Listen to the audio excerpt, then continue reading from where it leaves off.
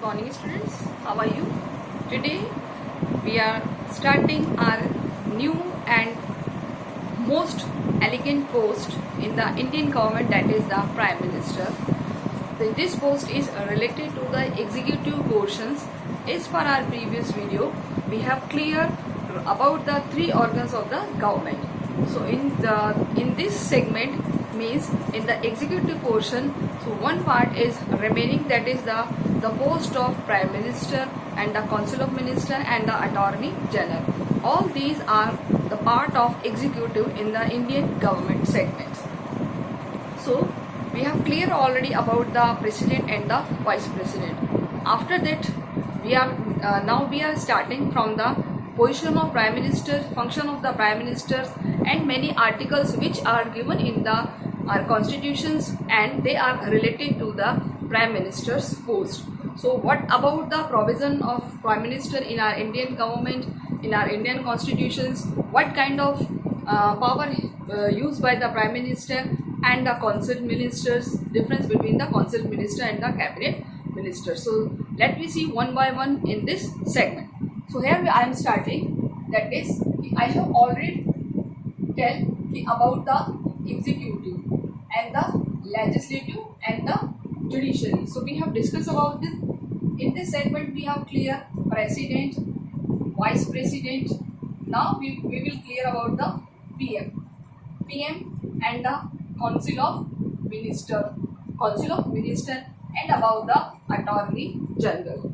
So these mainly part related to the executive portion, and our content we have seen, that is from article 52 to, ये जो articles थे वो कहाँ से शुरू थे, फ्रॉम आर्टिकल 52 से लेकर के और आर्टिकल 78 तक. Okay, so these are portion related to the executive 52 से और 78 तक. अगर आपको याद हो, हमने आप लोकसभा राज्यसभा बताया था जिसमें आपको 78 से 72 तक दिस पोर्शन, और उससे पहले आपको याद हो तो दैट इज 51, 36 टू 51. सो देखिए आप क्या देख रहे हैं कि one by one all articles are related. Okay, so every article have a particular sequences. So first of all we will clear about the post of Prime Minister. Prime Minister क्या होता है? देखिए, the Prime Minister is the head of the government. First of all हमने देखते हैं कि head of the government, head of state and head of government. तो यहाँ हमने देखा head of state होता है president, वही head of the state government होता है प्राइम मिनिस्टर. यानी कि ऑल काइंड ऑफ जो एक्टिविटीज हैं which is complete by the prime minister, and he is the central formally vested with the president of India. यानी कि यहाँ अगर हम बात करें तो all functions done by the president, but which person use their power, that is the prime minister. So he is known as the formal and he is as the real. Okay, because all vested power जो कि president में सारी power है उनका use हमारे यहाँ prime minister करता है. क्लियर? सो यानी कि these powers are actually exercise by the council of minister under the leadership of prime minister. यानी कि जो भी पावर है वो काउंसिल ऑफ मिनिस्टर्स के थ्रू यूज की जाती है, जिसका हेड होता है prime minister. Where it is mention कि अब हम इसके आर्टिकल्स के बारे में जानते हैं. आर्टिकल 74. आर्टिकल 74 में देखिए क्या लिखा है, that is there will be a council of minister. There will be council of minister. यानी कि एक काउंसिल ऑफ मिनिस्टर होगी और जिसका हेड कौन होगा? जिसका हेड होगा प्राइम मिनिस्टर, यानी headed by the prime minister. वो क्या करेगा? Provide help. किसको हेल्प करेगा? प्रेसिडेंट को. Okay, where it is mention? It is mention in the 75. Clear? So article 75 क्या कहता है? President appoint PM. ओके, यानी कि जो पीएम होगा वो उसको कौन अपॉइंट करेगा? That is the president. Okay, so this is the major article that related to the our constitution of the prime minister. So Prime Minister is appointed by the President. Okay. Now कि prime minister क्या करता है, prime minister allocate करता है portfolio, allocates the departments यानी कि prime minister क्या करता है, डिपार्टमेंट्स एलोकेट करता है, डिस्ट्रीब्यूट्स करता है किसमें, मिनिस्टर्स में, according to their portfolio in the sense कि जो उनको एक्सपीरियंस है उसके बेसिस पर उनको डिविजन्स ऑफ डिपार्टमेंट करता है। क्लियर। नाउ इसके अलावा हम बात करें जो प्राइम मिनिस्टर है, he decide about the policies of the government, he decide the policy of government. जितनी भी पॉलिसीज होती है वो सब किसके थ्रू डिसाइड की जाती है, decided by the prime minister, and the council of ministers work under the supervision of prime minister. यानी कि जितने भी काउंसिल ऑफ मिनिस्टर्स होते हैं वो प्राइम मिनिस्टर के सुपरविजन में वर्क करते हैं। बट हमें यहाँ प्राइम मिनिस्टर के बारे में पढ़ना है, तो पीएम देखिए क्या होते हैं, is head of NITI Aayog. NITI Aayog, पहले इसका ओल्ड नेम क्या था, प्लानिंग कमीशन।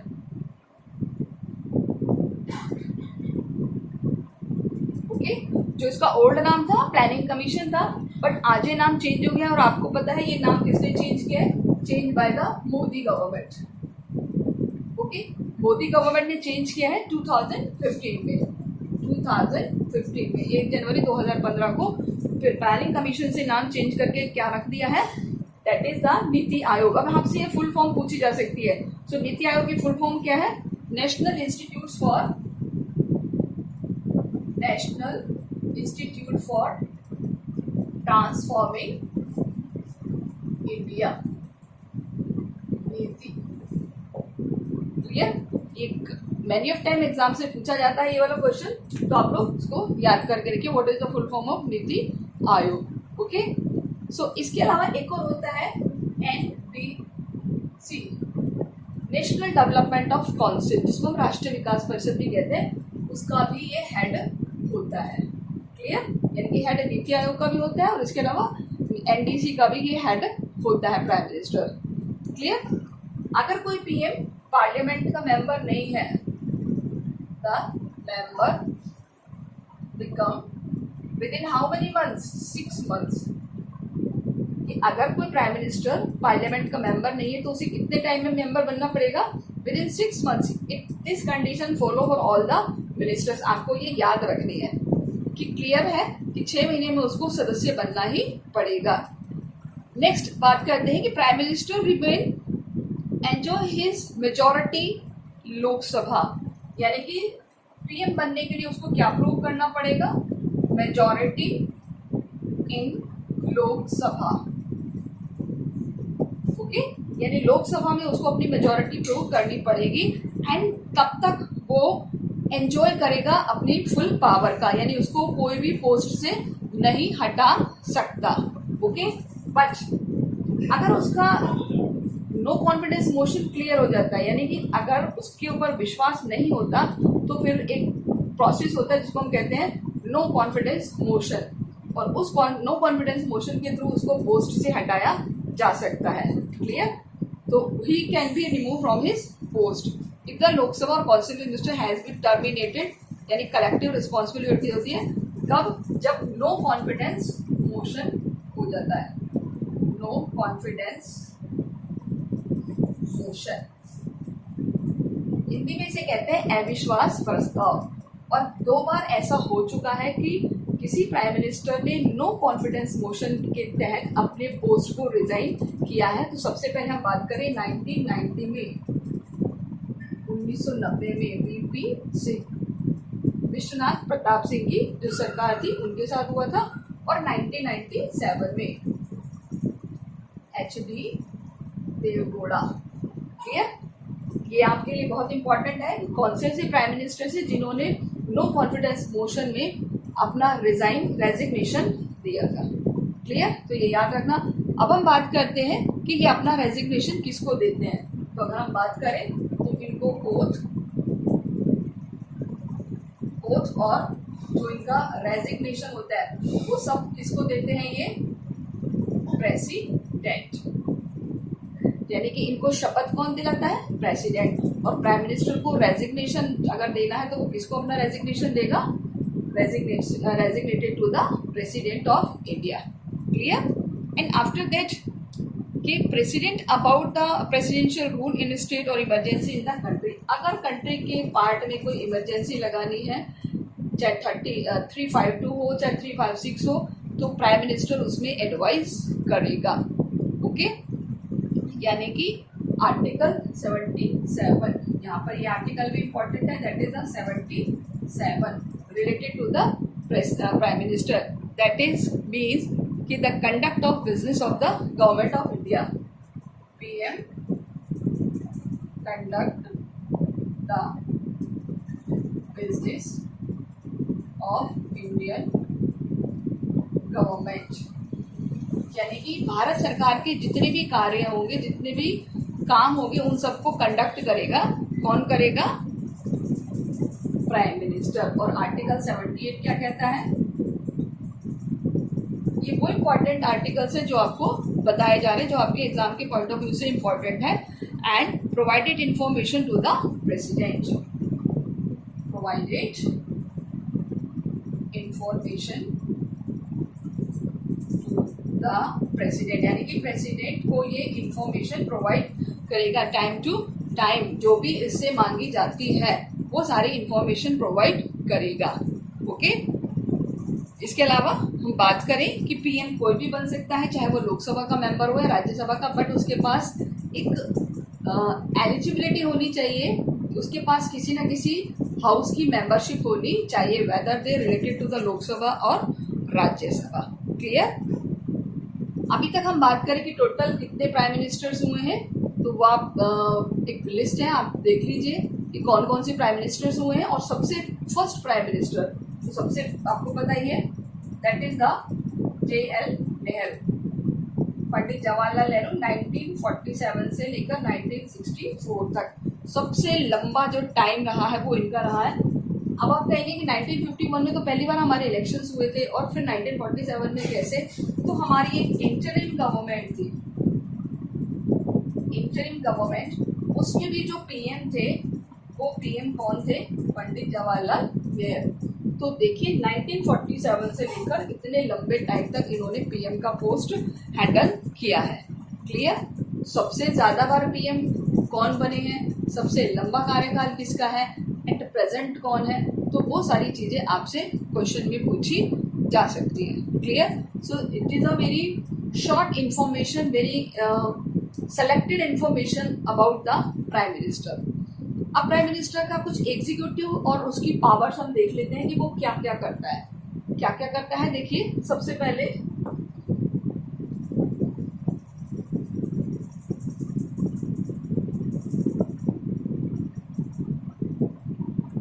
उसके क्या क्या पावर या फंक्शन होते हैं। क्लियर? सबसे पहले हम बात करते हैं तो वो क्या करता है कि जब प्राइम मिनिस्टर्स, यानी कि the council of minister, if a difference in opinion arise between the PM and any his subordinate minister, he can ask the minister to resign और can advise to president to dismiss him. कि अगर किसी बात को लेकर कोई एक dispute हो जाता है, डिस्प्यूट इन द सेंस कि डिफरेंस इन ओपिनियन हो जाता है, क्या हो जाता है? डिफरेंस इन ओपिनियन, विचारधारा में असमानता हो जाती है, तो रिकमेंड कर सकता है प्राइम मिनिस्टर उस पर्टिकुलर मिनिस्टर को रिजाइन करने के लिए, कह भी सकता है। इसके अलावा कुछ अपॉइंटमेंट में भी ये इम्पोर्टेंट रोल प्ले करता है। अपॉइंटमेंट, अब जैसे किसका अपॉइंटमेंट, आपको वैसे तो पता था कि सारे अपॉइंटमेंट हमारे यहाँ कौन करता है, हमारे यहाँ सारे अपॉइंटमेंट करता है प्रेसिडेंट, बट उसमें ये हेल्प करता है। तो किस किस में हेल्प करता है? Like CAG, chairman of UPSC, chairman of finance commission and the governors, so इसमें भी अपॉइंट में भी हेल्प करता है, हेल्प ऑफ प्रेसिडेंट अपॉइंटमेंट के सेक्टर में। तो जो आपको मैंने पोस्ट बताई है ये सब किसकी एडवाइस से होती है? With the advice of prime minister. इसके अलावा ये एक चैनल की तरह भी काम करता है, एक पुल की तरह भी काम करता है। कैसे कि यहाँ पर हमारा काउंसिल ऑफ मिनिस्टर है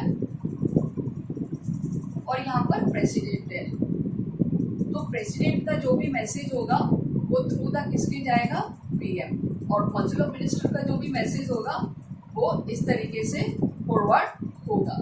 क्लियर? तो he play an important role as a bridge, okay, as a channels. Clear students? And he can recommended resolution of the Lok Sabha और to president at any time, यानी कि ये क्या कर सकता है, लोकसभा को डिसॉल्व करने के लिए रिकमेंड कर सकता है। किसको करेगा रिकमेंड? प्रेसिडेंट को, क्योंकि पता है प्रेसिडेंट ही लोकसभा को डिसॉल्व कर सकता है। Clear? So this is the very selected information regarding to the president. Now we will take about the council of minister. क्या होता है council of ministers का provision? Just look at here.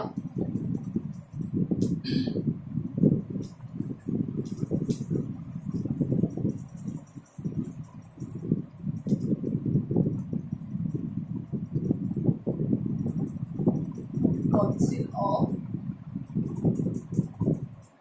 Ministers, okay. तो देखिए council of minister is the prime ministers की एक तरीके से ग्रुप हो गया ये। क्लियर? इसके बारे में एक अमेंडमेंट किया गया है, that is the 91st amendment 2003, 91st amendment 2003, जिसमें इनकी मेंबर्स फिक्स किए गए हैं, यानी कि जो मेंबर्स की संख्या है, नंबर ऑफ मेंबर्स है, उसकी संख्या फिक्स की गई है। पहले क्या था कि कितने भी मेंबर्स हो सकते थे काउंसिल ऑफ मिनिस्टर्स के, लेकिन अब यहाँ पर एक फिक्स फिगर कर दी गई है और वो फिगर हो गई है that is the 15% of the total number of the member of Lok Sabha, और यही स्टेट्स में भी कर दिया है 15% of the total members of state legislative assembly. So both provision follow in the center or in the state. So remember this. What is the percentage ratio? That is the 15%. 15% से ज़्यादा नहीं होने चाहिए लोकसभा में भी और मतलब सेंट्रल में भी और स्टेट में भी। तो ये हमें याद रखना है। Clear? The council of minister है 3 कैटेगरीज। यहाँ पर इनकी 3 कैटेगरीज होती है। सबसे पहले हम बात करें, सबसे टॉप में आते हैं कैबिनेट। क्लियर? सबसे टॉप में आते हैं कैबिनेट मिनिस्टर। सेकंड नंबर पे आते हैं the minister of state. First number, ये second number ministers of state, जिनको राज्य मंत्री भी कहा जाता है। और थर्ड नंबर पे आते हैं डेप्यूटी मिनिस्टर। डिप्टी मिनिस्टर यानी उप मंत्री जिसको हम कहते हैं। अब देखिए इनका क्या क्या डिवीजन किया हुआ, किस बेसिस पर इनको वर्क डिवाइड किया गया है। क्लियर? आपको पता है कि जो प्राइम मिनिस्टर होता है उसके साथ जो इम्पोर्टेंट मिनिस्टर्स होते हैं वो अप्रॉक्स 15 to 20 होते हैं, 15 से 20 होते हैं, जो कि सारे कैसे होते हैं, स्पेशल, जिनको सब बड़े डिपार्टमेंट जो स्पेशल एक प्रेस्टीज रखते हैं, एक बड़े बड़े डिपार्टमेंट्स को वो होल्ड करके रखते हैं, यानी कि they are in charge of important department, they are in charge of important department, यानी कि प्रमुख विभागों के मतलब ये प्रमुख विभाग कौन से हो गए, लाइक होम मिनिस्टर हो गया, फाइनेंस मिनिस्टर हो गया, डिफेंस मिनिस्टर हो गया, एजुकेशन मिनिस्टर हो गया, फॉरेन मिनिस्टर हो गया, ये सारे कैसे हो गए, ये इम्पोर्टेंट डिपार्टमेंट्स कहते हैं इन्हें। क्या कहते हैं इन्हें? Important departments. क्लियर? यानी कि ये एक तरीके से रियल पॉलिसी मेकर होते हैं। क्या होते हैं? रियल पॉलिसी मेकर, यानी कि वास्तविक तौर पर जो भी पॉलिसीज बनाई जाती है वो कैबिनेट मिनिस्टर्स के थ्रू बनाई जाती है। The cabinet meetings are not attend by the other minister, यानी कि जो अदर मिनिस्टर्स होते हैं वो कैबिनेट्स की मीटिंग को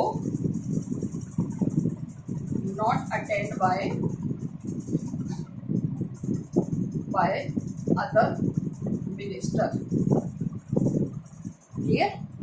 आपको मैं यहाँ पे एक और एडिशनल इंफॉर्मेशन देना चाहूंगी, that is the cabinet minister is known as the kitchen cabinet. Okay, इसको कहते हैं किचन कैबिनेट,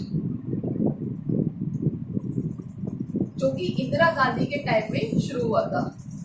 इंदिरा गांधी के टाइम में। अब इसको किचन कैबिनेट क्यों कहते हैं? देखिए, किचन कैबिनेट इसलिए कहते हैं कि हमारी किचन में हर किसी को एंट्री करने की परमिशन नहीं होती ना, तो प्राइम मिनिस्टर का जो ऑफिस होता है उसमें हर किसी मिनिस्टर को जाने की परमिशन नहीं होती, ओनली केवल जो कैबिनेट मिनिस्टर्स होते हैं उन्हीं के साथ पीएम अपनी इम्पॉर्टेंट डिस्कशन करता है। तो ये इम्पॉर्टेंट किचन कैबिनेट वर्ड जो शुरू किया था प्राइम मिनिस्टर इंदिरा गांधी के टाइम पे शुरू हुआ था, बट इनकी जो संख्या होती है 15 to 20 होती है। क्लियर? यानी इनको जितने भी इंपॉर्टेंट डिपार्टमेंट्स हैं वो दिए जाते हैं। अब बारी आती है second, that is the minister of state. Minister of state, one who hold the independent charge of minister,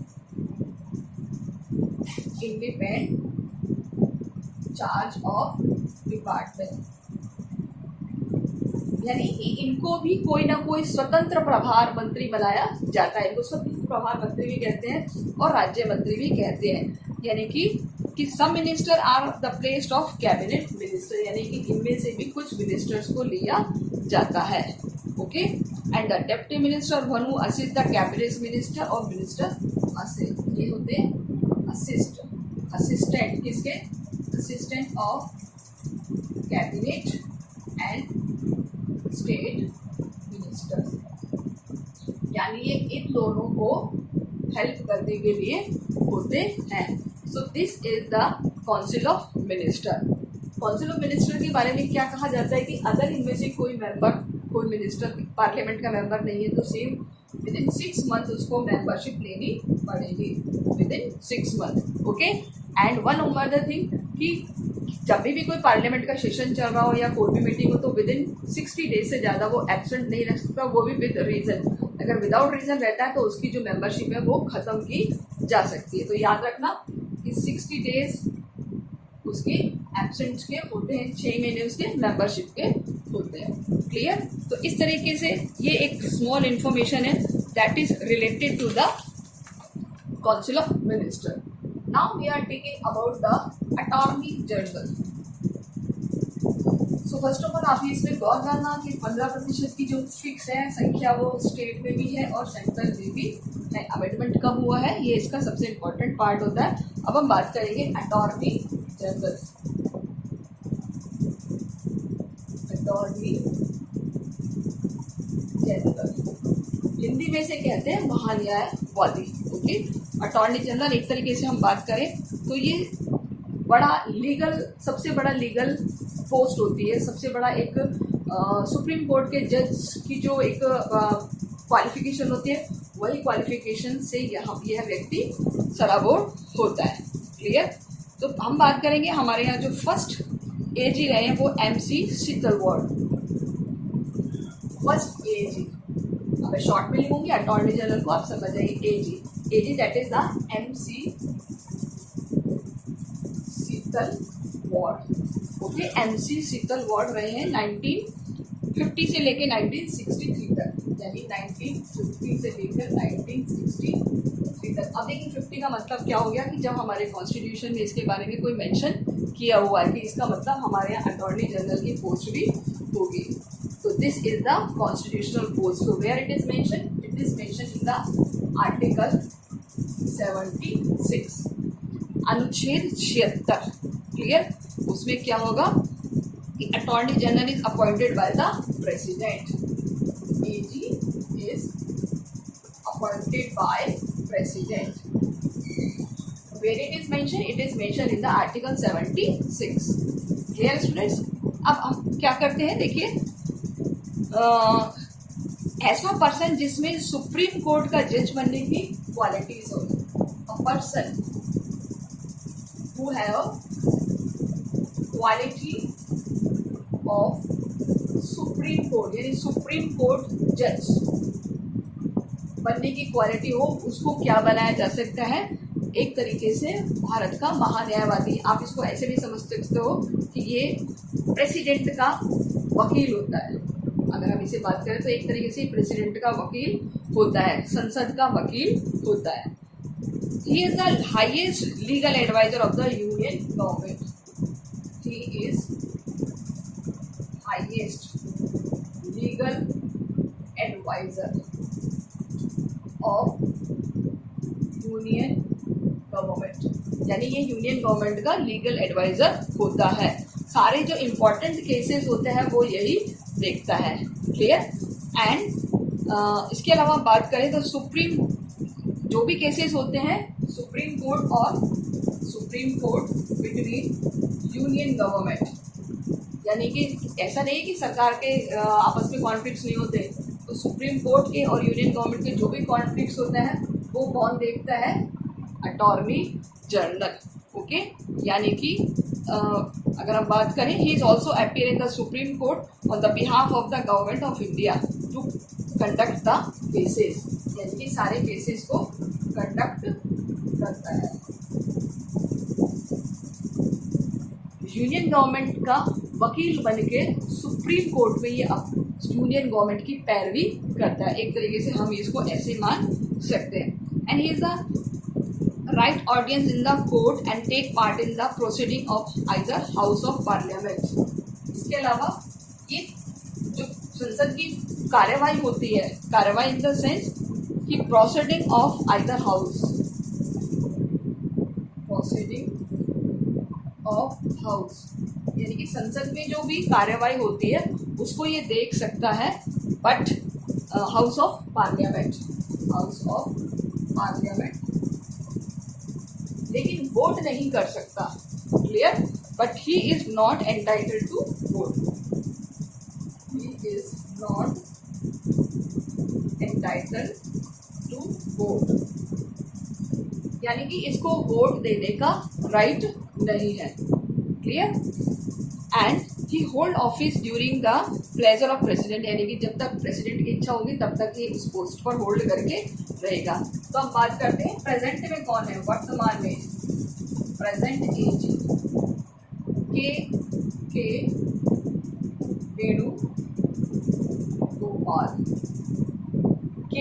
Venugopal है, जो कि ये 15वें एजी है। कौन से एजी? 15th एजी, 15वें नंबर के एजी हैं, 15वें नंबर के अटॉर्नी जनरल हैं, और ये अपॉइंट हुए हैं 2017 में। 2017 में इससे जस्ट पहले, यानी कि इससे पहले थे मुकुल रोहतगी, जो कि 14th एजी थे, और ये रहे थे 2014 से 2017 तक, 2014 to 2017।